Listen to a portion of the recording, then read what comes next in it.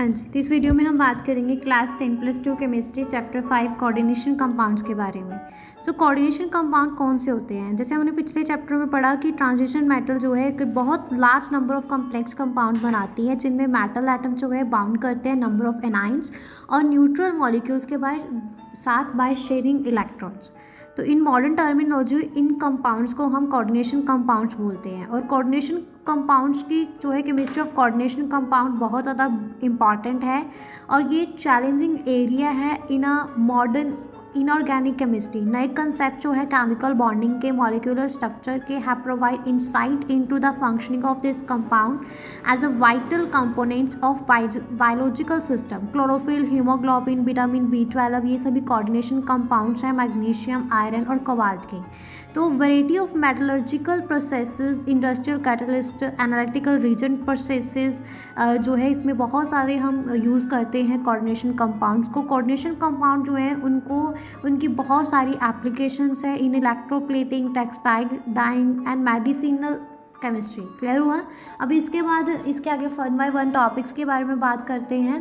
तो इसके आगे टोटल जो है हमारे पास 7 टॉपिक्स हैं। तो 1 बाय 1 टॉपिक्स के पहले मैं आपको नाम बता देती हूँ। तो फर्स्ट टॉपिक है Werner's theory of coordination compounds. Second topic है definitions of some important terms pertaining to coordination compounds. Third main topic है nomenclature of coordination compounds. Fourth main topic है isomerism in coordination compounds. Fifth main topic है bonding in coordination compounds. Sixth main topic है आपका bonding in a metal carbonyls. और seventh and last है importance and applications of coordination compounds. अभी 1 bye 1 इनके बारे में बात करते हैं। इस वीडियो में हम first topic Werner's theory of coordination compounds के बारे में बात करेंगे।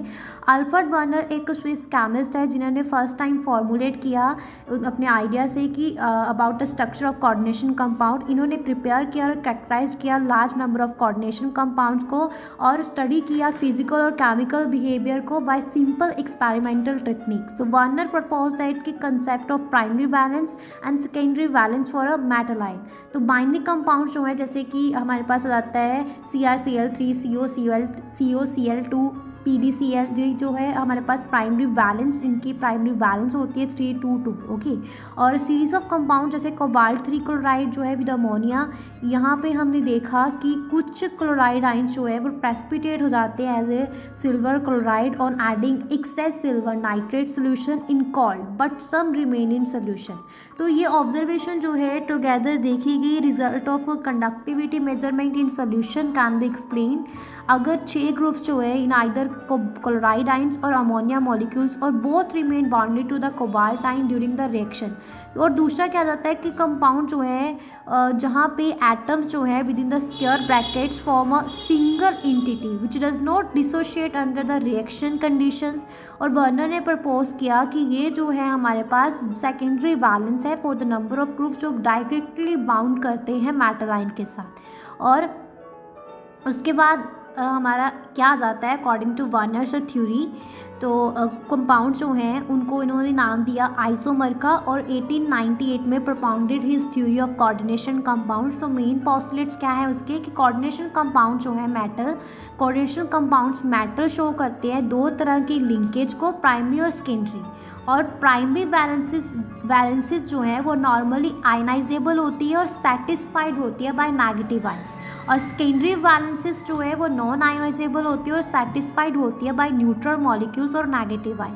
सेकेंडरी वैलेंस जो है वो इक्वल होती है कोऑर्डिनेशन नंबर की और फिक्स्ड होती है फॉर अ मेटल। आयंस और ग्रुप्स जो है बाउंड करते हैं सेकेंडरी लिंकेज के थ्रू टू द मेटल और इनके अंदर कैरेक्टरिस्टिक स्पेशल अरेंजमेंट्स होती है जो corresponding to different coordination compounds. In modern formulation कुछ ये जो स्पेशल अरेंजमेंट्स हैं इनको कोऑर्डिनेशन पॉलीहेड्रा बोलते हैं। और ये स्पीसीज जो है with in the square brackets उनको कोऑर्डिनेशन एंटिटीज और कम्प्लेक्सेस बोलते हैं। और आयन जो है ब्रैकेट्स के बाहर आउटसाइड द स्क्वायर ब्रैकेट्स उनको काउंटर आयंस बोलते हैं। और further postulated that octahedral, tetrahedral, square planar geometry shape जो कि बहुत ज़्यादा कॉमन है इन coordination compounds of transition matter.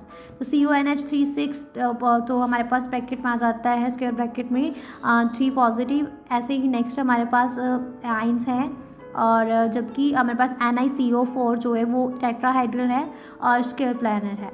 Okay, तो उसके बाद इसमें नेक्स्ट हमारे पास आ जाता है एक difference between a double salt and a complex. तो वो दोनों जो है डबल सॉल्ट और कम्प्लेक्स जो है वो form by the combination of 2 और मोर स्टेबल कंपाउंड स्टोइशियोमेट्रिक रेशो, और ये डिफर होते हैं डबल सॉल्ट्स जैसे कि कार्नेलाइट से, मोहर से सॉल्ट से, पोटाश एलम से, और ये जो है डिसोशिएट हो जाते हैं सिंपल आइंस में कम्प्लीटली जब हम इनको डिसॉल्व करते हैं पानी में। और कम्प्लेक्स आयन जैसे कि FeCN6 4 नेगेटिव, ये जो है डिसोशिएट नहीं होते हैं। क्लियर हो गया? तो यहाँ पे हमारा ये टॉपिक जो है फिनिश होता है।